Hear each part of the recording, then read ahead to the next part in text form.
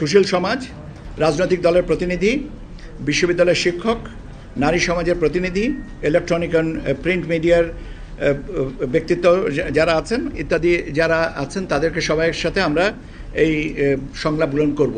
১৩তম জাতীয় সংসদ নির্বাচনের কর্মপরিকল্পনা বা রোডম্যাপ প্রকাশ করেছে নির্বাচন কমিশন। ২০২৬-এর ফেব্রুয়ারির প্রথমার্ধে রোজার আগে ভোট গ্রহণের লক্ষ্য নির্ধারণ করা হয়েছে। বৃহস্পতিবার দুপুরে নির্বাচন ভবনের মিডিয়া সেন্টারে এই কর্মপরিকল্পনা প্রকাশ করেন ইসির সিনিয়র সচিব আখতার আহমেদ।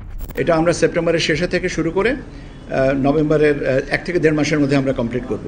আখতার আহমেদ জানান, কর্মপরিকল্পনা ২৪ ভাগে ভাগ করা হয়েছে, যার কিছু কাজ ইতোমধ্যেই শুরু হয়েছে এবং সংলাপের জন্য সময়সূচিগুলো আমরা পরবর্তীতে জানিয়ে দেব।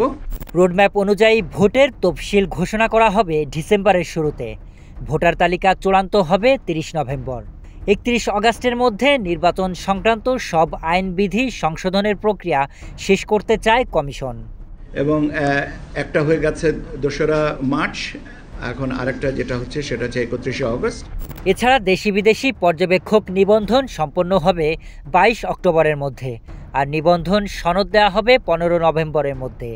নির্বাচনী প্রশিক্ষণ ২৯ আগস্ট থেকে শুরু হয়ে ভোটের ৫ দিন আগে শেষ হবে। প্রধান নির্বাচন কমিশনার জানিয়েছেন, ভোটের তারিখ ঘোষণার প্রায় ২ মাস আগে তফসিল প্রকাশ করা হবে।